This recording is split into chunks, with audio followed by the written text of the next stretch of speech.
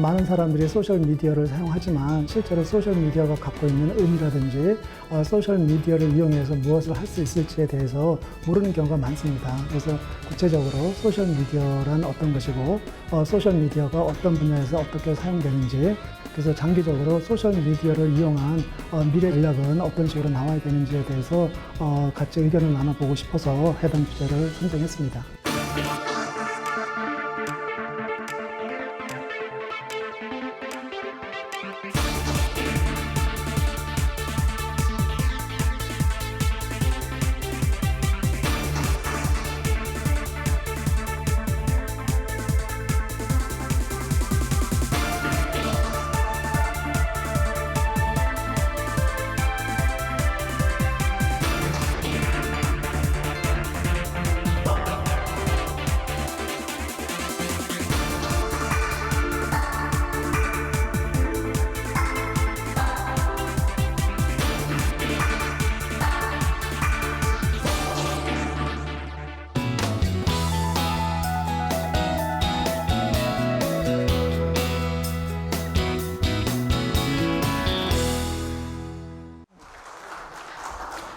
안녕하십니까. 진달령 교수입니다. 오늘 제가 말씀드릴 부분은 소셜미디어와 미래 전략에 관한 이야기입니다. 소셜미디어와 정치, 사회, 산업의 미래 전략에 관한 이야기인데, 그래서 우선 소셜미디어의 사용 실태는 전체 69명 수강 인원 중에서 35명이 페이스북을 가지고 있는 것으로 나타났습니다. 그러니까 이 강의실에서 약 51% 정도가 페이스북을 사용하고 있고 34명, 약 49% 정도가 페이스북을 사용하지 않는 것으로 나타났습니다. 그 정도는 우리나라 인구의 16%, 우리나라 인구의 약 16%가 페이스북 계정을 갖고 있는 것으로 나타났습니다. 따라서 여러분들이 이 강의실에서 수강하시는 여러분들은 우리나라 평균보다 약 3배 정도 많은 기준으로 페이스북을 사용하는 것으로 나타났습니다. 그런데 재미있는 것은 페이스북 사용 실태가 국회의원과 공무원과 많은 차이를 나타냈다는 겁니다. 공무원의 경우에는 27명 수강생 중에서 3명만이 페이스북을 사용하는 것으로 나타났습니다. 우리나라 평균이 16%인데 11% 정도만이 페이스북을 사용한다는 거죠. 그런데 국회의원의 경우에는 42명 중에 32명이 페이스북을 사용하는 것으로 나타났습니다. 76%나 되는 아주 높은 비율로 사용하는 것으로 나타났습니다. 그 얘기는 국회의원들이 페이스북을 좀 더 적극적으로 활용하고 있다, 이런 말씀을 드릴 수 있겠습니다. 공무원들을 제외하고 국회의원들만을 보면 재밌는 결과가 나왔는데요. 여당 의원과 야당 의원의 그 페이스북 사용 실태를 비교해 보겠습니다. 보시는 바와 같이 여당 의원은 전부 다 22명입니다. 이 강의실에서 수강 등록을 하신 분들이 22명인데 그 중에서 77%가 페이스북을 사용하는 것으로 나왔습니다. 그리고 야당 의원들의 경우에는 79%가 사용하는 것으로 나왔어요. 다만 야당 의원들이 조금 더 많은 숫자로 페이스북을 사용하고 있다라는 통계 결과를 보여주고 있습니다. 그 다음 슬라이드는 뭐냐면, 그러면 여야 의원들이 페이스북에서 가장 기준으로 나오는 친구들은 몇 명이냐, 이 결과는 약간 차이가 있었습니다.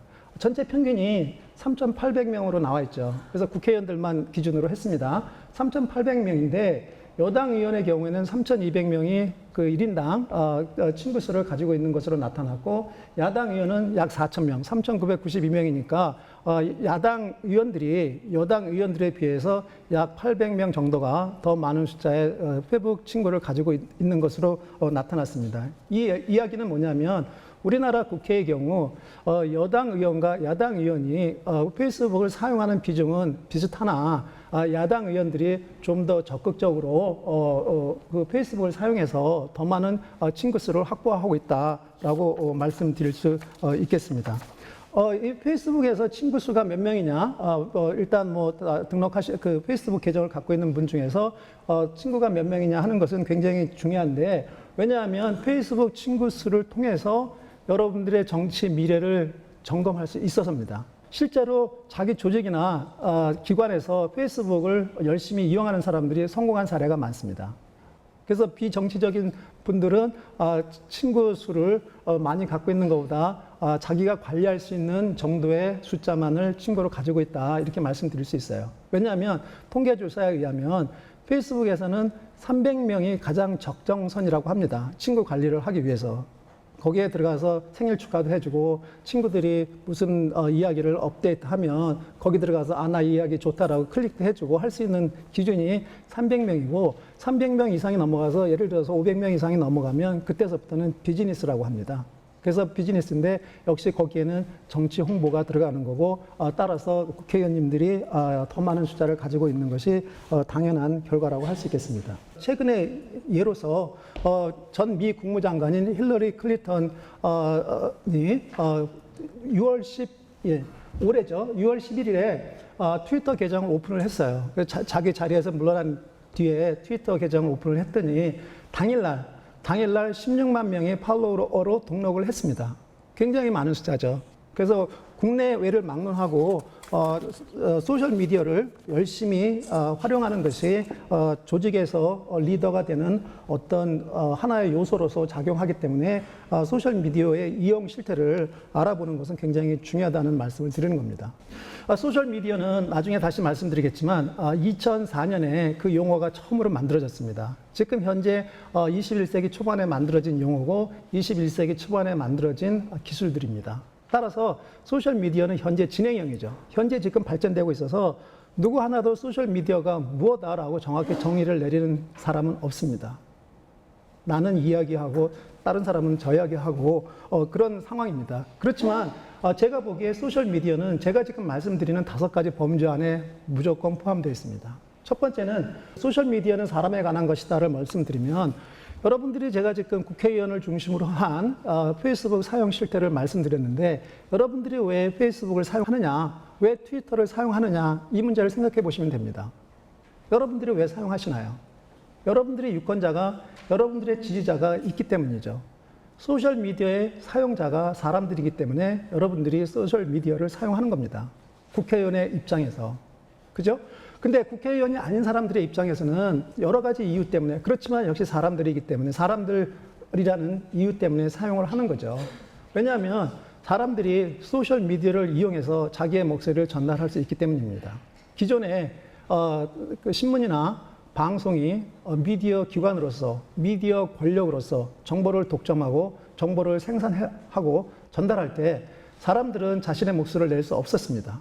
그러나 소셜미디어는 1인 미디어라고 얘기를 합니다. 페이스북이나 트위터가 자기의 1인 미디어죠. 그래서 1인 미디어를 통해서 사람들이 자신의 목소리를 사람들에게 전달하는 겁니다. 이유는 파워를 형성하기 위해서요. 또 하나는 기존의 미디어에 비교해 볼 때 사람들이 중요하다는 이유는 기존의 미디어, 신문, 방송에서 나오는 미디어 광고를 불신한다는 비중이 미국에서 조사를 해보니까 90%나 됐어요. 사람들이 지금 미디어 광고 믿지 않습니다. 미디어 광고에는 정치 광고도 포함됩니다. 대선 후보자가, 국회의원 후보자가 나와서 10초 동안, 50초 동안 이야기하는 광고 믿지 않는다는 거죠. 그런데 사람들은 습관적으로 자기의 주변 사람들의 이야기는 신뢰한다는 거죠. 그게 75%가 나왔어요. 소셜미디어에서 나오는 이야기들은 바로 내 친구의 이야기고 내 가까운 동창의 이야기고 내 가족들의 이야기입니다. 그래서 소셜미디어를 통한 이야기들을 더 믿는다는 거죠. 사람들의 이야기를. 그래서 소셜미디어는 사람에 관한 이야기다라고 정의할 수 있다는 거죠. 또한 소셜미디어는 사람들로 하여금 끊임없이 정진하도록 유도하기 때문에 사람들이라는 관점이 굉장히 중요하다고 말씀드릴 수 있겠습니다. 이 카툰은 한 달 전에 뉴욕타임즈에 나온 기사에 실린 카툰입니다. 이 이야기는 무엇을 이야기하고 있느냐 하면 1600년대에 이미 소셜미디어, 소셜 네트워킹이 시작됐다는 거죠. 당시에는 신문 없었습니다. 라디오 없었어요. 텔레비전 없었습니다. 그렇지만 당시에는 지금 보시는 바와 같은 어떤 커피 하우스, 살롱이라고 하는 커피 하우스에 가서 사람들이 만났다는 거죠. 근데 여러분 커피 하우스에 왜 갑니까? 커피만 마시러 가나요? 아니잖아요. 가서 사람들 만나고 사람들과 네트워킹 하기 위해서 가는 거잖아요. 사람들이 핵심입니다. 그래서 소셜미디어라는 것은 1600년대 그 개념이 시작될 때부터 사람에 관한 것이었다라는 이야기를 지금 말씀드리고 있습니다. 두 번째, 소셜미디어는 혁신에 관한 겁니다. 혁신, 이노베이션에 관한 거예요. 소셜미디어라는 게 뭡니까? 사회를 바꾸는 거잖아요. 혁신이라는 게 뭐예요? 사회를 바꾸자는 거잖아요. 정치 분야, 경제 분야, 사회 분야, 문화 분야에서 세상을 바꾸는 게 혁신 아닙니까? 근데 그 혁신을 누가 주도하느냐? 소셜미디어가 주도하고 있다는 거죠. 그래서 소셜미디어가 주도를 하고 있는데, 소셜미디어 중에서 가장 중요한 거는 물론 기기적으로, 기술적으로 보면 정보통신 분야입니다. 그래서 과연 소셜미디어가 세상을 얼만큼 바꾸느냐를 알아보기 위해서는 여러 가지 척도가 있는데, 각 나라별로 1천만 명에 달하는 가입자가 생긴 시점이 언제냐, 그 기간이 얼마만큼이냐라고 할 때 그 기기가, 그 기술이, 그 제도가 혁신적이냐 아니냐 여부를 판단한다고 합니다. 그래서 제가 우리나라 주요 통신기기, 정보통신기기가 1천만 가입자가 이르는 시기가 몇 년 걸렸느냐를 조사를 해봤어요. 해봤더니 가정용 전화, 여러분들 지금 가정용 전화 다 갖고 계시겠지만 86년 걸렸습니다. 텔레비전 30년이요. PC 16년, 모바일 14년 걸렸습니다. 근데 이 숫자가 소셜미디어 시대, 스마트 시대로 들어오면 그 속도가 빨라집니다. 가장 중요한 게 싸이월드입니다. 싸이월드 언제 만들어졌는지 아세요? 1999년에 만들어졌습니다. 마크 주크버그가 페이스북을 만든 게 2004년이에요. 2004년에 페이스북을 만들 때 우리나라는 이미 1천만 가입자를 가지고 있는 소셜미디어가 나왔다는 겁니다. 굉장히 중요한 의미를 갖고 있는 거죠. 우리나라가 토종 소셜미디어를 발전시켜서 전 세계에서 가장 앞선 나라 중에 하나인데, 소셜미디어라는 용어가 당시에 없었기 때문에 많은 곽강을 받지는 못했다는 거죠. 국내에서 외에는. 두 번째는 브로드밴드입니다. 초고속 인터넷. 초고속 인터넷은 여러분들이 잘 아시다시피 우리나라 정보통신의 근간을 만든 인프라스트럭처입니다. 거기에 가장 중요성이 있는데 브로드밴드 4년 걸렸어요. 스마트폰 1.7년, 그리고 여러분들이 가장 많이 사용하시는 카카오톡 1.1년 걸렸습니다. 혁신적이라는 거죠. 왜 사용합니까? 혁신적이라는 거죠. 바꾸니까요. 안 하면 뒤처지니까요. 그래서 가입을 했는데 그만큼 기간이 짧아지고 있다는 거고, 앞으로 3, 4년 내에 또는 5, 6년 내에 소셜미디어를 대체할 새로운 보다 힘센 기구, 기술이 나올 겁니다. 그때는 아마 3개월, 4개월 걸릴지 모르겠어요. 그러면 소셜미디어가 혁신이라고 하는데, 소셜미디어 혁신을 만든 어떤 상징적인 인물이 누굽니까? 상징적인 인물은 스티브 잡스입니다. 누가 뭐래도 스티브 잡스예요. 스티브 잡스가 아이폰, 아이패드를 만들어서 세상을 바꿨었는데, 이 사진은 스티브 잡스가 2011년에 사망했을 때 국내외 신문들입니다. 국내 신문들 보시면 아시겠지만 전 언론이 스티브 잡스 사망 기사를 일면톡으로 다루었어요. 오른쪽에 보시는 신문은 글로브 앤드 메일이라고 캐나다의 전국지입니다. 역시 일면톡으로 다루었습니다. 미국은 말할 것도 없죠. 생각해 보세요. 얼마나 많은 인물들이 자기가 죽었을 때 전 세계에서 일면톡으로 자기 사망 기사를 실겠습니까? 대통령도 아니고 유엔 사무총장도 아니고 현직도 아니고. 스티브 잡스 왜 그렇겠어요? 스티브 잡스가 갖고 있는 혁신적인 사고 때문에 그런 겁니다. 세 번째는 소셜미디어는 네트워크에 관한 것이다라는 겁니다. 왜냐하면 21세기 현대사회의 특징은 네트워크 사회라는 거죠. 네트워크 사회라는 것은 정보 시대의 지배적인 기능들과 과정들이 점증적으로 네트워크를 둘러싸고 조직화되는 역사적 경향이라고 정의할 수 있는데, 그 이유는 딱 하나입니다. 조직이, 기관이, 개인이 네트워크를 필요로 하고 있다는 거죠. 이유는 파워 때문에요. 네트워크가 많을수록, 네트워크가 강화될수록 파워가 많아진다는 거죠. 파워가 많아지면 유리하죠. 왜냐하면 자기 목표를 달성할 수 있으니까요. 그래서 중요하다는 거고, 소셜미디어가 자기 파워를 증가시킬 수 있는 네트워크를 갖다 주기 때문에, 네트워크화에 유리하기 때문에 소셜미디어는 네트워크에 관한 것이다 라고 정의할 수 있다는 겁니다. 그래서 지금 소셜미디어는 사람에 관한 것이다, 소셜미디어는 혁신에 관한 것이다, 소셜미디어는 네트워킹에 관한 것이다 라고 말씀을 드렸는데, 이쯤에서 소셜미디어가 그러면 어떤 의미로 사용되느냐 정의 한번 내려보죠. 소셜미디어는 2004년에 크리스 쉬플리라는 사람이 처음 사용을 했습니다. 소셜미디어의 비즈니스라는 제목으로 학회에서 발표를 했어요.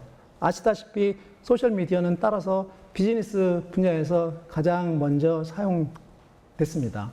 그리고 당시 발표를 할 때 블로깅이나 위키나 소셜 네트워크와 연결된 테크놀로지가 결합된 새로운 형태의 참여 미디어로서 소셜 미디어라는 용어를 사용합니다. 다시 말씀드리지만 소셜 미디어는 현재 진행형이에요. 왜냐하면 발견된 지 그 용어가 사용된 지 10년이 채 안 됐거든요. 첫 번째를 보면 기술적이나 도구적인 측면을 강조해서 페이스북이나 싸이월드와 같은 소셜 네트워크로 국한해서 정의하는 경우도 있습니다. 소셜 네트워킹 사이트가 곧 소셜 미디어라는 거죠.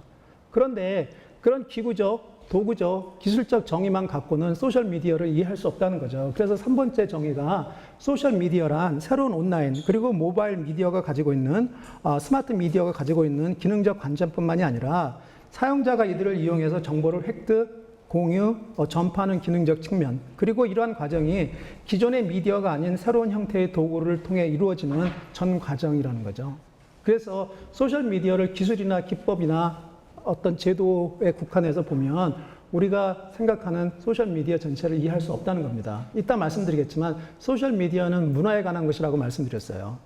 만약에 우리가 제도 기법에 대해서만 생각을 한다면 소셜미디어가 문화라는 측면을 관가할 수밖에 없다는 거죠. 따라서 소셜미디어는 좀 더 넓은 개념으로 봐야 되고 그렇게 넓은 개념으로 볼 때는 우리가 생각한 것 이상의 여러 분야에서 소셜미디어가 있다는 겁니다. 그래서 소셜미디어는 4가지 모델 유형으로 나눌 수 있는데 첫 번째는 커뮤니케이션, 간단히 말씀드리겠습니다. 커뮤니케이션 모델입니다. 소셜미디어 자체가 미디어를 강조하듯이 커뮤니케이션 모델이 가장 대표적인 소셜미디어의 분야입니다. 여러분들이 잘 알고 계시는 블로그, 그 다음에 마이크로 블로그. 마이크로 블로그는 여러분들도 아시겠지만 미투데이나 또는 트위터 같이 140자 내외의 단문을 통해서 실시간으로 간단한 상호작용을 하는 그런 블로그가 되겠습니다. 그리고 소셜 네트워킹, 페이스북이나 싸이월드 같은 소셜 네트워크를 포함하는 것을 우리가 커뮤니케이션 모델이라고 합니다.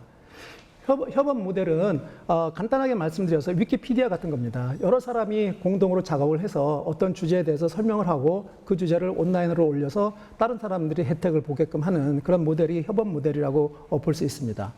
콘텐츠 공유 모델은 사진을 공유한다든지 또는 비디오를 공유하는 건데 여러분 유튜브 잘 아시죠? 유튜브가 대표적인 경우입니다. 왜냐하면 비디오를 공유하는데 여기에서 콘텐츠 공유 모델은 네트워크의 강조점이 없어요. 그래서 네트워크라는 개념만 갖고는 소셜미디어를 이해할 수 없다는 거죠. 네트워크가 핵심이 아니고 공유가 핵심입니다.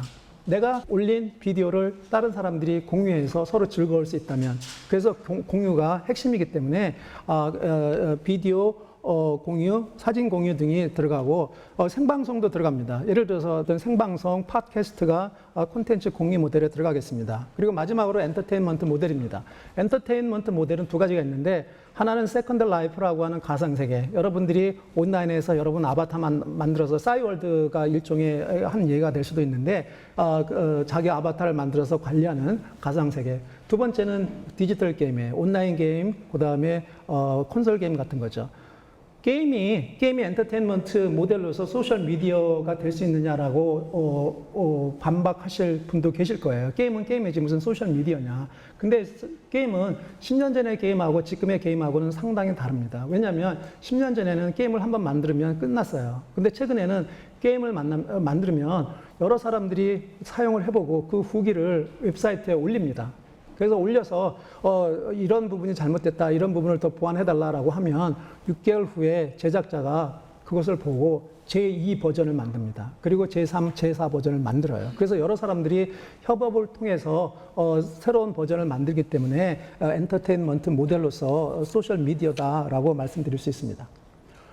소셜미디어에 저는 강조점이 미디어에 있다고 보기 때문에 대중매체와 차이를 볼 때 신속성, 유용성, 영속성, 접근성, 도달률이 소셜미디어의 특징이다라고 할 수 있다는 거죠. 대중매체와 비교를 할 때. 제가 다 말씀드릴 수는 없고요. 하나만 말씀드리면 신속성입니다. 뭐냐면 대중매체는 피드백을 줄 때까지 며칠이 걸릴 수도 있고 하루 이틀이 걸릴 수도 있다는 거죠. 거기에 비해서 소셜미디어는 즉각적인 반응이 가능하다는 거예요. 그래서 신속성이라는 면에서 우위성을 갖고 있다는 특징이 있다는 겁니다. 지금부터는 2가지 정책 사례에 대해서 말씀을 드리겠습니다. 첫 번째는 소셜미디어의 정치학입니다. 정치 전략이죠. 소셜미디어는 여러분들도 잘 아시다시피 대통령과 국회의원 선거서부터 반정부 운동에 이르기까지 광범하게 주요한 요소로 등장을 했어요. 우리나라에서 지난해서부터 소셜 네트워크 사이트를 이용한 선거가 합법화됐습니다. 여러분들이 더 잘 알고 계시죠? 그리고 현재 일어나고 있는 이집트에서 반정부 시위도 페이스북이나 트위터를 통해서 조직이 됩니다. 그만큼 정치 무대에서 소셜 미디어가 가지고 있는 역할이 증가하고 있어요. 우리나라 이야기가 지난해에서부터 사실상 시작이 됐기 때문에 좀 더 많은 사람들이 사용하고 있고 좀 더 앞선 그 시스템을 가지고 있고 따라서 좀 더 앞선 소셜미디어 시스템을 전략을 가지고 있는 미국 사례를 통해서 한번 여러분들이 어떻게 정치 전략, 선거 전략을 짤지 한번 보겠습니다. 미 대선에서 정치 참여 형태입니다. 정당이나 후보자를 대신한 정치 참여에서 가장 중요한 건 정치 후원금 지원이었어요. 사람들이 당신은 어떤 형태로 이번 대선에 참여했느냐라는 질문을 했을 때 많은 사람들이 정치 후원금을 냈습니다. 라고 그래서 내가 정치에 참여했습니다. 라고 대답했다는 거죠. 제일 많은 숫자가 나와 있어요. 그리고 두 번째는 중요한 겁니다. 소셜 네트워크, 소셜 미디어를 통한 네트워크를 실행했다는 거죠. 이미 소셜 미디어를 통한 정치 참여가 그 밑에 나오는 자원봉사나 집회나 미팅 등에 참석하는 것보다 더 중요한 요소로 들어왔다는 거예요. 이미 소셜 미디어는 미 대선에서 가장 중요한 요소로 이미 작용하고 있었다라는 말씀을 드리고 있습니다. 그래서 이 중에서 특히 정치 지원금, 정치 후원금을 모금하는 게 과연 가능한 것인가 소셜 미디어를 통해서 아마 관심이 많으실 것 같은데요. 그래서 미 대선에서 정치 후원금을 제공한 방법을 한번 보면 이렇습니다. 온라인이나 웹사이트를 통한 정치 후원금 지원이 가장 많았어요. 무슨 얘기냐면 정당의 웹사이트에 들어가서 거기에서 나오는 계좌에 그 온라인으로 입금한다는 거죠. 나는 얼마 보내겠다 하고 가장 많았습니다. 메일, 전통적인 방법으로 수표를 메일로 보내는 거죠. 두 번째로 많았고요. 세 번째는 면대면. 예를 들어서 대통령 후보와 저녁을 먹거나 하면서 현장에서 정치 후원금을 지급하는 거죠. 그런데 네 번째, 다섯 번째가 페이스북하고 스마트폰을 이용한 정치 후원금 지원이었어요. 근데 이게 두 개를 합해 보니까 37%로 면대면의 36%보다도 앞섰다는 거죠. 그만큼 소셜 미디어를 이용한 정치 후원금 지원이 일반화돼 있고 앞으로 다시 말씀드리지만 미국에서 페이스북을 사용하는 인구가 52%입니다. 앞으로 65%, 70%까지 될 거로 보고 있어요. 근데 어린아이들, 13세 미만의 어린아이들과 예를 들어서 만 75세 이상의 노인분들을 제외한 실제 활동 인구를 학생서부터 볼 때 그 비중은 점차 높아지는 거고 그러면서 정치 후원금 모금이 소셜 미디어를 통해서 더 강화될 수 있다는 측면에서 중요성이 있다. 그런 측면에서 여러분들이 생각을 해볼 여지가 많은 자료라고 생각을 합니다. 그래서 이런 어떤 일반적인 사안 이외에도 그럼 소셜 미디어의 정치 전략이 왜 중요한가 한번 생각을 해보자는 거죠. 소셜 네트워크 사용자들이 정치적으로 더욱 적극적으로 참여하기 때문에 소셜 미디어가 정치 전략에 중요하다는 겁니다. 두 가지 말씀드리겠습니다. 하나는 소셜 미디어 지지자들이 선거 운동원 등을 확보하는 데 있어서 확대하는 데 있어서 일반인보다 5배 이상 많은 지지자를 확보해 냈다는 겁니다. 똑같은 정당원이에요. 근데 어떤 정당원은 소셜 미디어를 이용하지 않았고요. 어떤 정당원은 소셜 미디어를 이용했어요. 결과를 보니까 소셜 미디어를 이용한 정당원이 그렇지 않은 정당원보다 새로운 지지자를 5배나 많이 확보를 했다는 겁니다. 소셜 미디어가 중요하다는 거죠. 왜요? 아까 말씀드렸지만 사람들은 미디어 광고를 불신하지만 자기 주변의 사람들이 하는 이야기는 귀 기울여서 듣는다는 거죠. 그래서 친구가 소셜 미디어를 통해서 너 정당에 가입해서 이 후보를 지지해라 라고 유도할 때 많이 참여를 했다는 겁니다. 두 번째는 소셜 네트워크 사용자가 정치 후원금 모집에 있어서 결정적 역할을 했다는 겁니다. 소셜 네트워크 사용 시 비사용 시보다 정치 후원금 40%가 증가했다는 결과가 나왔어요. 40%입니다. 굉장히 많은 거죠. 그 얘기는 소셜 미디어를 이용하느냐 안 하느냐는 앞으로 정치 선거 전략, 미래 전략을 짜는 데 있어서 결정적 요소라는 거죠. 그런데 이거는 이 표에서 나오듯이 미국에서도 더 먼저 시작이 됐어요. 그래서 많은 그 역대 대통령들이 미디어를 잘 활용을 했는데 대표적으로 루즈벨트는 라디오 시대에 라디오를 가장 잘 활용한 인물로 나와 있습니다. 그리고 케네디는 텔레비전 시대에 텔레비전을 가장 잘 활용한 인물이고요. 조지 W. 부시는 인터넷 활용을 잘 해서 당선된 인물로 나왔습니다. 마지막으로 오바마 대통령이 소셜미디어를 이용해서 대통령이 당선됐다는 이야기는 아마 많이 여러분들도 접했을 거라고 생각을 합니다. 미디어의 중요성, 특히 소셜미디어의 중요성에 대해서 말씀드리고 있습니다. 그 소셜미디어 전략은 정치 브랜딩화입니다. 정치 브랜딩, 이미지를 어떻게 갖고 가느냐 굉장히 중요하잖아요. 정치인이 좋은 이미지를 미디어상에서 갖고 가기 위해서 여러분들이 유명 연예인을 전면에 내세우거나 또는 유명 스포츠 스타를 전면에 내세우거나 하지 않습니까? 근데 소셜미디어 시대는 그렇지 않다는 거예요. 소셜미디어 시대는 여러분들의 배우자가 중요하다는 겁니다. 왜냐하면 배우자들은 더욱 공정한 젠더로서 더욱 신뢰할 만하고 정직하다는 이미지가 있다는 거예요. 그래서 이 사람들이 소셜미디어를 통해서 내 남편은 정치인이라고 설명하기보다는 내 남편은 좋은 사람이야, 내 남편은 가정에 충실한 사람이야 라고 이야기했을 때, 말씀드렸지만 소셜미디어를 이용해서 주변 사람들의 이야기를 듣는 신뢰하는 그런 전통이 있기 때문에 굉장히 중요한 역할을 한다는 겁니다. 그래서 이런 어떤 소셜미디어를 통해서 배우자의 남편의 어떤 정치적인 입장보다 소시민적인 입장을 부각시키는 것이 굉장히 중요하고 소셜미디어에 적합한 선거 전략이라는 거죠. 실제로 이 한 장의 사진입니다. 오바마가 당선된 한 장의 사진. 이 사진 신문에 나온 거 아닙니다. 이 사진 방송에 나온 거 아니에요. 지금 오바마가 부인 미셸을 포옹하는 사진인데 이 사진은 트위터하고 페이스북에 게재가 된 겁니다. 그래서 이 사진을 자기의 그 페이스북에 올렸더니 440만 명이 들어와서 나 이 사진 좋아한다고 클릭을 했어요. 440만 명이 선거 기간 동안에.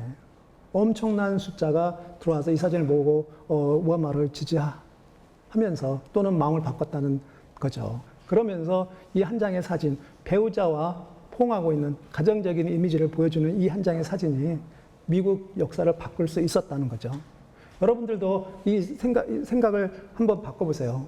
지금서부터는 연예인이나 스포츠 스타보다 배우자가 더 중요한 역할을 할 수 있다는 거죠. 소셜미디어 시대에 있어서. 그러면 과연 이런 어떤 기본적인 미국의 경우를 봤을 때 여러분들은 어떻게 선거 전략, 미래 전략, 소셜 미디어를 이용한 미래 전략을 세워야 하느냐는 거죠. 간단합니다. 간단해요. 첫 번째, 정기적인 업데이트하라는 겁니다. 말씀드렸지만 76%의 국회의원들이 페이스북을 사용하고 있습니다. 3,800명의 평균 친구를 가지고 있어요. 그사람들이 자기 지지자고 자기 후원자입니다. 그 사람들에게 자기 업데이트, 자기 행사, 자기 이벤트를 계속 업데이트 하라는 거예요. 왜냐하면 자기 그 업데이트가 지지자들로 하여금 정치 행사에 참여하거나 정치 후원금을 더 낼 수 있는 기회를 제공한다는 겁니다. 업데이트하기. 두 번째는 쉽고 간단하게. 업데이트는 하되 쉽고 간단하게 하라는 거예요. 어떤 사람들 보면, 여러분들도 페이스북에서 보면 어떤 사람들은 이만큼 올려요. 안 된다는 겁니다. 왜냐하면 그렇게 긴 문장 쓰면 초점을 흐리게 되고 다 안 읽게 된다는 거예요. 그래서 쉽고 간단하게 핵심만 전달하라는 게 요소입니다.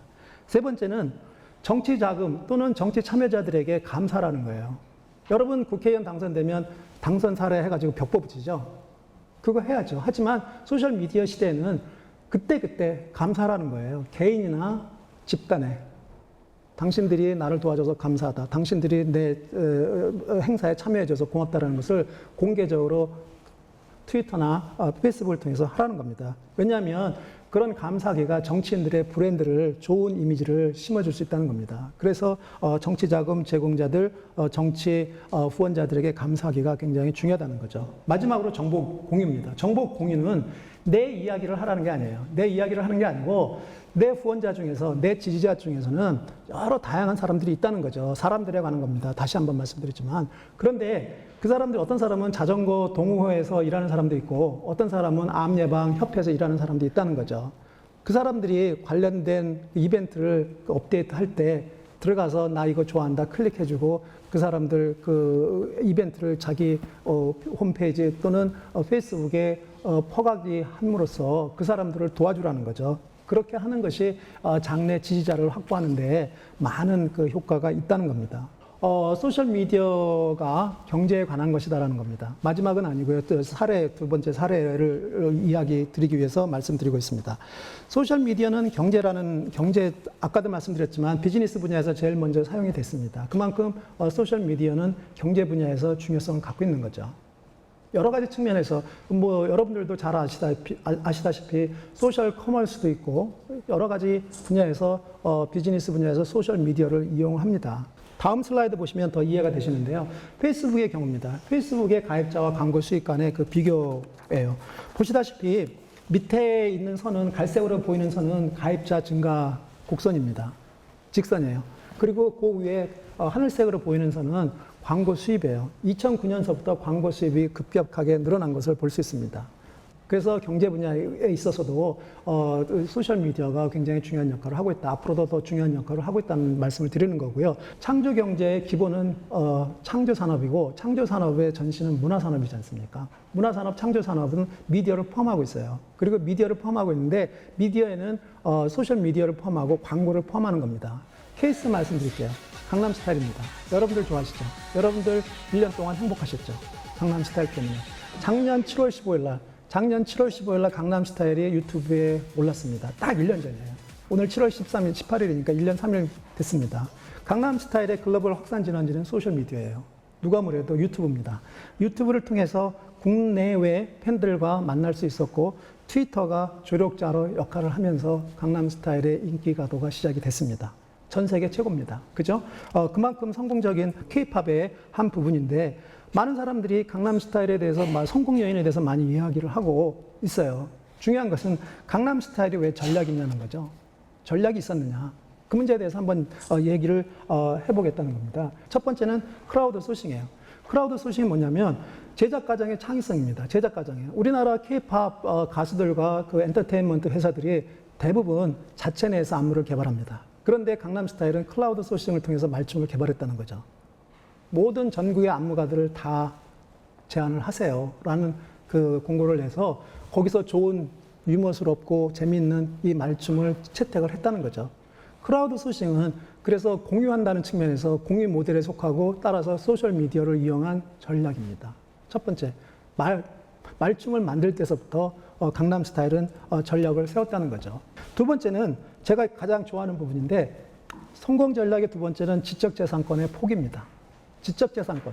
지적재산권이 현대 문화산업에서 창조산업에서 가장 중요한 요소입니다. 어떻게 지적재산권을 확보해내느냐 가장 중요한 요소예요.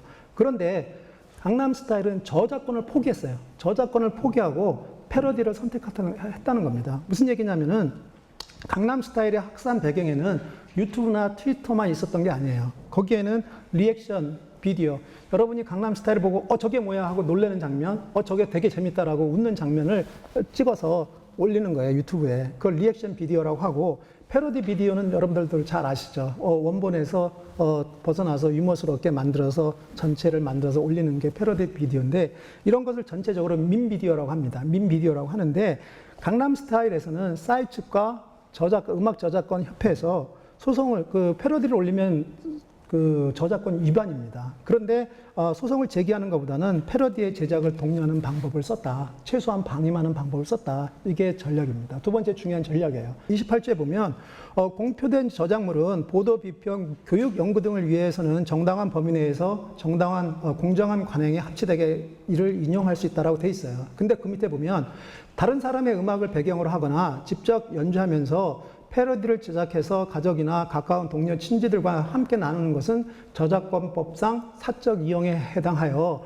문제가 되지 않으나 이를 온라인상에 업로드하는 경우에는 무단 전송 행위가 되어서 저작권을 침해한다는 조항이 있습니다. 그래서 패러디를 올리면 저작권 침해예요. 여러분,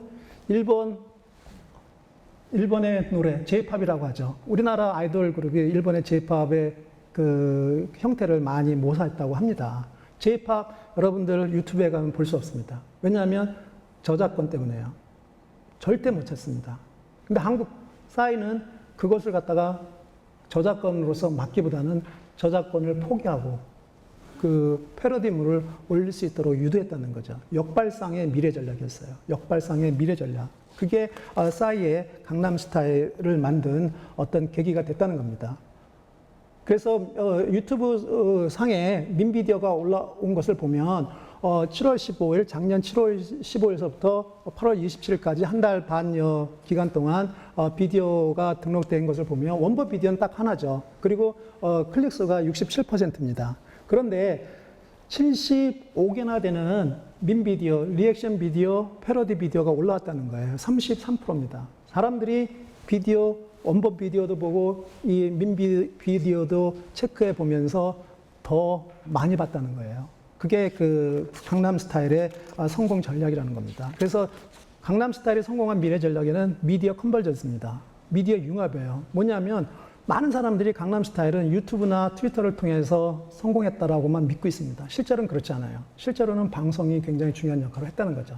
지금 현재 이 화면은 싸이가 미국 MBC 투데이라고 하는 아침 방송 프로그램에 나와서 말춤을 추는 장면입니다. 9월달 정도 됐습니다. 그때 나왔을 때 MBC에서 한번 방송에 출연 이후에 아침마다 그 앵커들이 강남스타일은 우리가 만든 거야. 강남스타일은 우리 방송에 나온 이후부터 떴어라고 계속 자화자찬을 했어요. 그러면서 싸이 측에서도 방송에 나가는 것을 적극적으로 고려하면서 세계 각국의 방송국과 협조를 맺어서 캐나다를 포함해서 방송 출연을 하게 됩니다. 그러면서 상승작용을 일으켰다는 거죠. 굿미디어, 여기서는 방송이죠.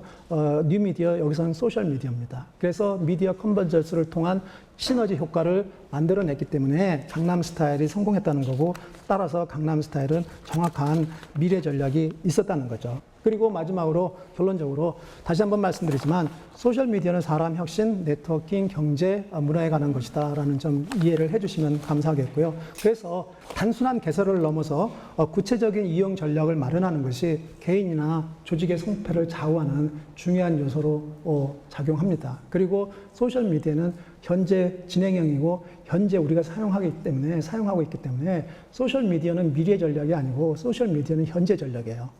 많이 생각을 하셔야 됩니다. 소셜미디어를 어떻게 이용할 건가 한번 전략 짜보세요.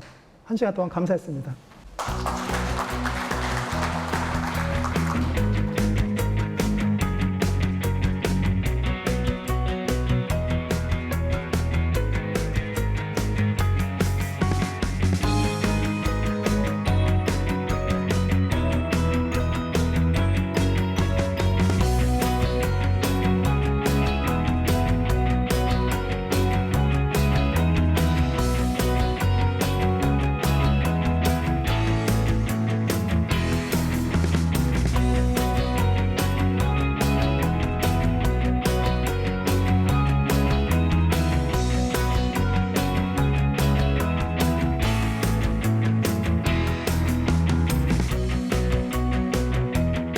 소셜미디어를 미래 전략으로 보는 이유는요, 소셜미디어가 정치, 경제, 사회, 문화 전반에 걸쳐서 가장 중요한 요소로 등장해 있기 때문입니다. 소셜미디어를 이용한 새로운 기법, 새로운 전략이 없이는 해당 분야에서 성공할 수 없기 때문이죠. 소셜미디어는 조직 내에서 개인적으로나 자신들의 성패를 가름할 수 있는 지름길이기 때문에 소셜미디어를 이용한 미래 전략을 세우는 것이 개인이나 기관의 사회에서의 성공 또는 사회에서 자신의 입장을 대변할 수 있는 그런 역할을 만들어 갈 수 있기 때문에 중요하다고 생각합니다.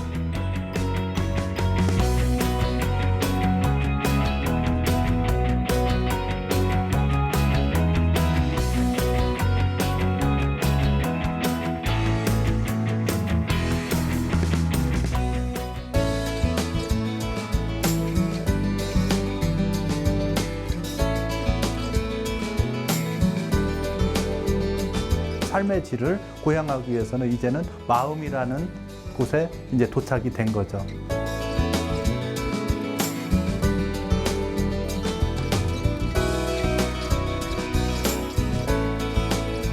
미래에는 바로 이제 이런 뇌과학이나 생체공학 기술이 이제 우리 삶을 바꾸어 간다는 거죠.